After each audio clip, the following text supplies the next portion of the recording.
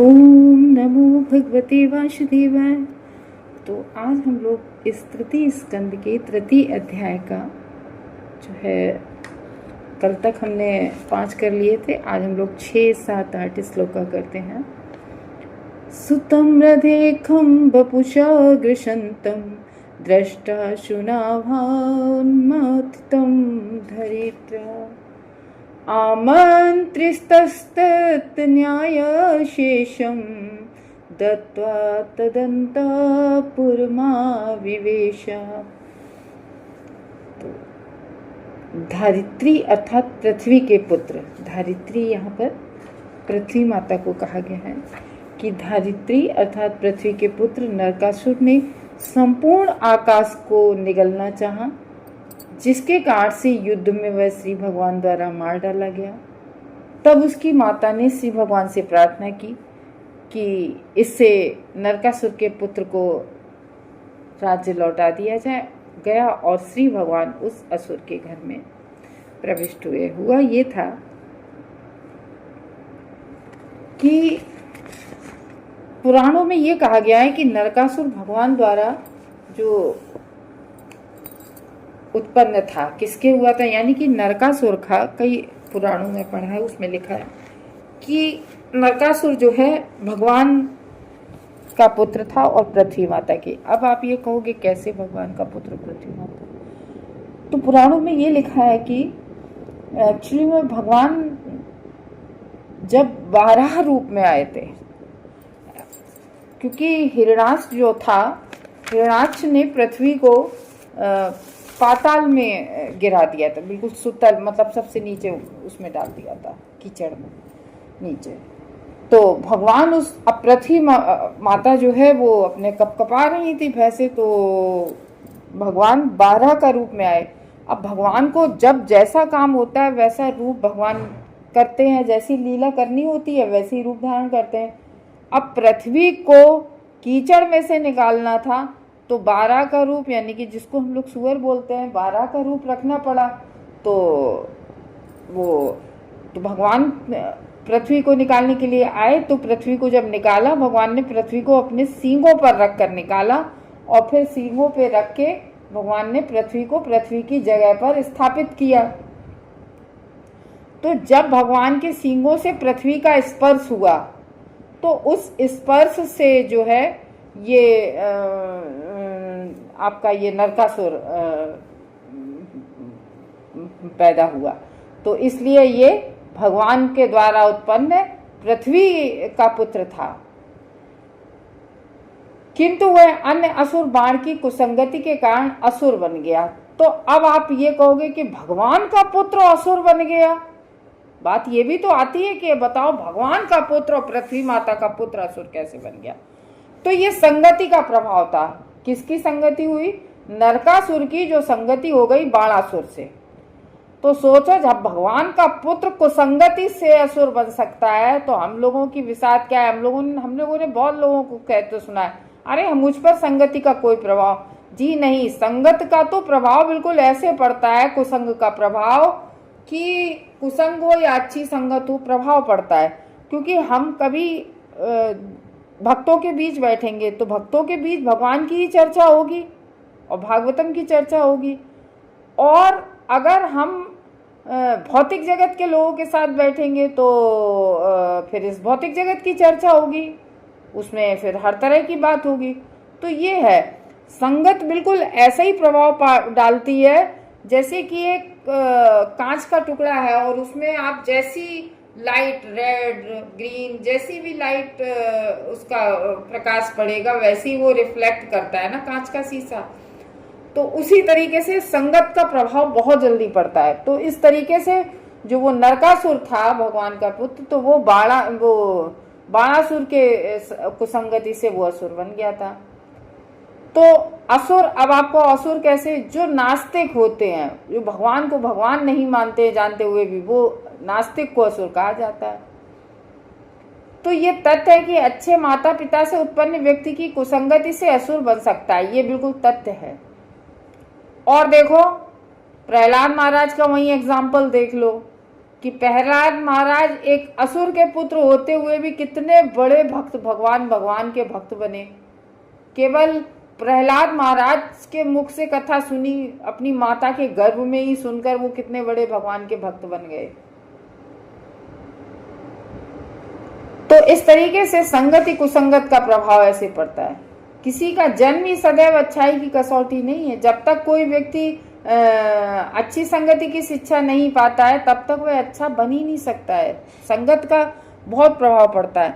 तो ये इसमें बताया गया। तो वो इस तरीके से पृथ्वी माता ने उनसे प्रार्थना की। जब भगवान ने उसका वध कर दिया था तो पृथ्वी माता ने उनसे प्रार्थना की थी। तो भगवान ने क्या किया कि उसका नरकासुर का एक पुत्र था, तो उस नरकासुर के पुत्र को उसका जब हार गया वो, और उसको उसका राज्य लौटा दिया भगवान ने। और पहले नहीं उसमें प्रवेश हुए, उसका घर लौटा दिया उसके पुत्र को, सब कुछ दे दिया, फिर उसके घर में अंदर प्रवेश किए भगवान। प्रवेश करते ही क्या देखते हैं भगवान, आगे की लीला कि जब अंदर प्रवेश किया तो भगवान ने क्या नजारा देखा। तत्राहृतास्ता नर देव कन्याः कुजीन दृष्टा हरिमार्थ बंधुम उत्थाय सद्यो जगृहे प्रहर्ष व्रीणानुरागा प्रहितावलोके। तो जब भगवान असुर के घर, उस नरकासुर के घर वहां पर घुसे, उसका वध कर दिया और फिर उसके पुत्र को दे दिया, तो फिर अंदर घुसे तो देखा क्या कि नरकासुर ने जितनी भी राजकुमारी दुखियारियों को अपने कैद में कर रखा था, हरण कर लाया था, किडनैप कर लाया था राजकुमारियों को, कई राजाओं की। तो दुखियारों के जो मित्र श्री भगवान को, भगवान तो हर दुखियारों के मित्र हैं, हर भक्त के सहायक करता है। तो भगवान को देखते ही चौकन्नी उठी। जो वो किडनैप करके लाया था, घर में बंदी बना रखा था राजकुमारियों को, जैसी उन राजकुमारियों ने भगवान को देखा चौकन्नी उठी और उन्होंने बहुत अधिक उत्सुकता से, जैसे नहीं प्यासे को पानी मिल जाता है, भूखे को खाना मिल जाता है, ऐसी वो सब राजकुमारियां उन्होंने अति उत्सुकता से, हर्ष तथा लज्जा से भगवान की ओर देखा कि हाँ अब तो मेरे सिरोधार आ गए। भगवान की ओर देखा और अपने आप को उनकी पत्नियों के रूप में अर्पित कर दिया। तो अब क्यों अर्पित कर दिया? क्योंकि वो जानती थी कि अब हमारा किडनैप हो गया, इस जगत में अब हमें कोई स्वीकार नहीं करेगा कि हम इस असुर की कैद में इतने दिन रहे हैं, ना हमारे शायद पिता लोग भी हमें स्वीकार न करें। तो भगवान ने क्या किया, भगवान ने नरकासुर ने जो बड़ी बड़ी राजाओं की पुत्रियों का अपहरण किया था, उन्हें अपने राजमहल में ऐसे बंदी बना रखा था। किंतु जब भगवान द्वारा वो नरकासुर मार डाला गया तो भगवान उस असुर के घर में प्रवेश किए। सारी जो राजकुमारियां थी बड़ी खुश हो गई भगवान को देख के, और सारी राजकुमारियों ने अपने आप को भगवान के ही प्रति अर्पित कर दिया। क्यों? क्योंकि जब कोई नहीं होता है इस जगत में तो भगवान ही दुखियारियों का एकमात्र मित्र होते हैं। तो ये सोच के उन्होंने उन सब जो राजकुमारियां थी, उन्होंने कहा कोई नहीं, भगवान ही है एकमात्र। तो भगवान को जब फिर जिसे कोई स्वीकार नहीं करता उन्हें फिर भगवान स्वीकार कर लेते हैं। यदि भगवान उन्हें स्वीकार नहीं करते तो उन सबके विवाहित होने की कोई संभावना नहीं थी। अगर भगवान कहते नहीं नहीं तुम जाओ, हमारी हैं रानियां, तो फिर उन्हें इस जगत में कौन स्वीकार करता? क्योंकि उन सबके संरक्षण से उनका अपहरण किया था। भाई पिता के संरक्षण में थी और पिता के संरक्षण से उन्हें अपहरण कर लिया गया, तो फिर कौन भी उनसे विवाह करने के लिए तैयार होता? कोई नहीं होता। तो वैदिक समाज की रीत के अनुसार कन्याएं पिता के संरक्षण में, पति के संरक्षण में, हमारे शास्त्र क्या बताते हैं कि पहले जो कन्या होती है वो अपने पिता के संरक्षण में होती है, फिर जब पिता विवाह कर देता है तो फिर पति के संरक्षण में होती हैं, और जब पति नहीं रहता है तो फिर वो अपने पुत्र के संरक्षण में रहती हैं। स्त्री हमेशा, देखो आज तो स्त्रियां ये कहती हैं कि हाँ हम तो स्वतंत्र हैं, लेकिन हम अपने शास्त्र की बात कह रहे हैं तो शास्त्रों में यही लिखा है, वही बात हम कर रहे हैं। तो इस तरीके से जो है संरक्षण में रहती हैं, चूंकि ये कन्याएं पहले ही अपने अपने पिता के संरक्षण में अपहत की जा चुकी थी। देखो, संरक्षण की और स्वतंत्रता की जब बात आती है, स्वतंत्रता तो है, स्त्री को एक बहुत महंगी मणि से भी मूल्यवान बताया गया है, तो इसलिए उसको संरक्षण में रहना चाहिए। लेकिन संरक्षण में रहते हुए भी इसने अपहरण कर लिया, तो जैसा अपहत की जा चुकी थी, उसकी कैद में थी इतने दिन से, तो भगवान कौन उन्हें अपनाता? तो इसलिए भगवान के अतिरिक्त उनके लिए अन्य कोई पति प्राप्त कर पाना असंभव था। तो फिर उन सब ने कहा कि अब मेरा कोई नहीं है, और भगवान भी इस बात को कहीं ना कहीं समझ गए उनकी। तो भगवान ने कहा जब तुम्हारा कोई नहीं तो फिर हम हैं। फिर आगे क्या होता है? आसमुहूर्ता एकस्मिन् नागरेष्योषिता सविधम जग्रहे पाणिननुरूप स्वमायया। तो बेसभी राजकुमारियां अलग अलग भवनों में रखेंगी। फिर भगवान ने अलग अलग, भगवान के पास ऐश्वर्य, भगवान तो पूर्ण ऐश्वर्य से युक्त हैं, भगवान के पास किस चीज की कमी? तो भगवान ने जो जितनी भी वो राजकुमारियां थी, तो ऐसा नहीं उन्हें कोई हे दृष्टि से रखा जाए या कोई नहीं, भगवान ने जैसी भगवान की और रानियां रह रही थी वैसे ही भगवान ने महल उन सबको अलग अलग भवनों में रखा। और श्री भगवान ने एक साथ प्रत्येक राजकुमारी के लिए उपयुक्त युग्म के रूप में विभिन्न शारीरिक अंश धारण किए। भगवान ने अपनी आध्यात्मिक आंतरिक शक्ति से अपना एक्सपेंशन किया और हर राजकुमारी के साथ अलग अलग अंश के साथ ऐसे ही विवाह किया, और उन्होंने इस तरीके से विधिवत उनके साथ पारिगैट किया। तो जब ब्रह्म संहिता हम लोग पढ़ते हैं जो ब्रह्मा जी ने लिखी है, तो 5.33 में भगवान ने उनके असंख्य सांसों के साथ निम्नवत वर्णन किया है। तो उसका ब्रह्म संहिता का ये 5वें अध्याय का 33वां श्लोक है प्रमाणिक रूप में। अद्वैतमच्युतमनादिमनंत रूपम आद्यम पुरार पुरुषम नवयौवनम च वेदे सुदुर्लभमुदुर्लभमात्म भक्तो गोविंदमादि पुरुषम तमहम भजामि। तो ब्रह्मा जी लिखते हैं कि मैं उन भगवान गोविंद को पूजा करता हूँ जो आदि भगवान है। वे अपने असंख्य पूर्ण विस्तारों से अभिन्न है, यानी कि कितने भी उनके विस्तार हो जाएं, लेकिन सारे कोई भिन्नता नहीं है, अभिन्न है। वे अच्युत है, वे कभी कृपा करने से चूकते नहीं है। अच्युत का मतलब वो कभी कृपा करने से नहीं चूकते हैं। तथा असीम है भव्य भगवान, ये वो उनके सभी स्वरूप भगवान के सनातन है। वो कोई भी रूप में भगवान हो, सब सनातन है। यद्यपि वे सबसे प्राचीन पुरुष हैं, वे आदि पुरुष हैं। भगवान जो हैं वो आदि पुरुष हैं। जब कुछ नहीं था, कोई नहीं थी, शुरू से जब सृष्टि भी नहीं थी, तब से वो भगवान है। किंतु वे सदैव नवीन तथा युवा रहते हैं। तो इसमें लिखा भगवान कभी वृद्ध नहीं होते हैं, भगवान हमेशा 16 वर्ष के रहते हैं। तो इस तरीके से श्री भगवान अपनी अंतरंगी शक्ति से अपना विस्तार अनेक रूपों में, जो जिसको बोलते हैं स्वयं प्रकाश, पुनः प्रभाव तथा वैभव रूपों में भगवान 3 तरह से कहते हैं, स्वयं प्रकाश, पुनः प्राभव और वैभव। इन रूपों में भगवान विस्तार कर सकते हैं। ये सारे रूप एक दूसरे से अभिन्न होते हैं।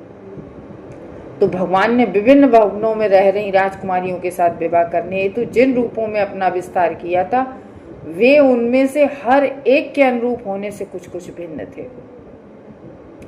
वे भगवान के वैभव विलास रूप कहलाते हैं और उनकी अंतरंगी शक्ति योग माया द्वारा क्रियाशील होते हैं।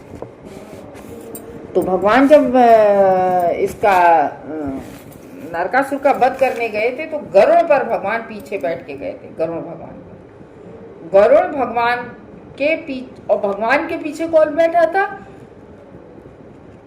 सत्यभामा बैठी थी। सत्यभामा को ही क्यों लेके गए थे भगवान? क्योंकि सत्यभामा का पुत्र हुआ नरकासुर। कैसे हुआ? क्योंकि अभी आप कहोगे वो पृथ्वी माता का बता रहे थे आप, क्योंकि पृथ्वी जो सत्यभामा है वो पृथ्वी की अंश अवतार है, तो इसलिए वो सत्यभामा का पुत्र हुआ।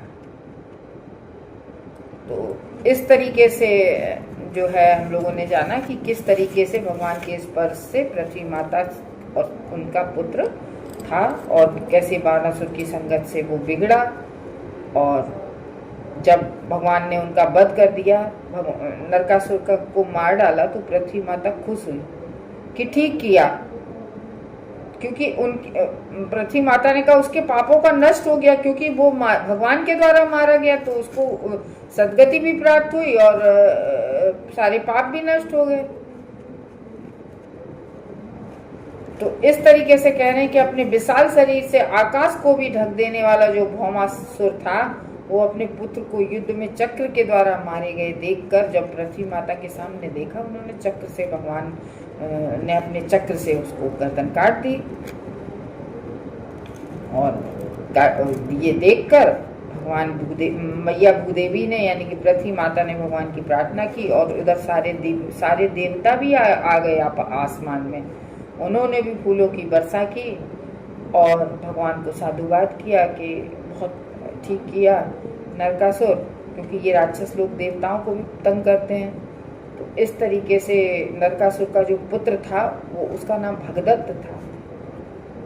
तो इस तरीके से पृथ्वी माता के कहने पर तो नरकासुर के पुत्र भगदत्त को भगवान ने नरकासुर को मार दिया, और भगवान ने उसको जो है घर और राज्य जो भी था वो उसको सौंप दिया।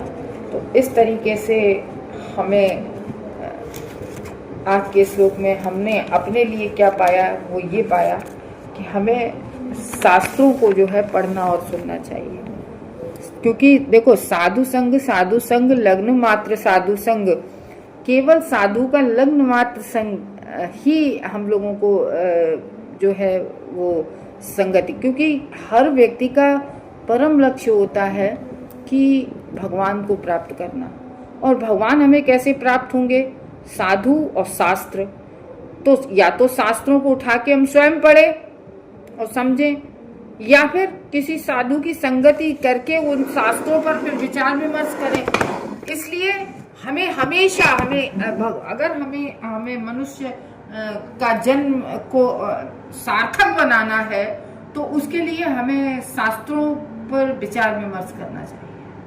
और केवल सुनना ही नहीं चाहिए कि हमने श्रवण कर लिया और बस चलो हम सुन तो ली भागवतम, नहीं, उसको आत्मसात करना चाहिए, उस पर चलना चाहिए, उसको अपने ऊपर उतारना चाहिए।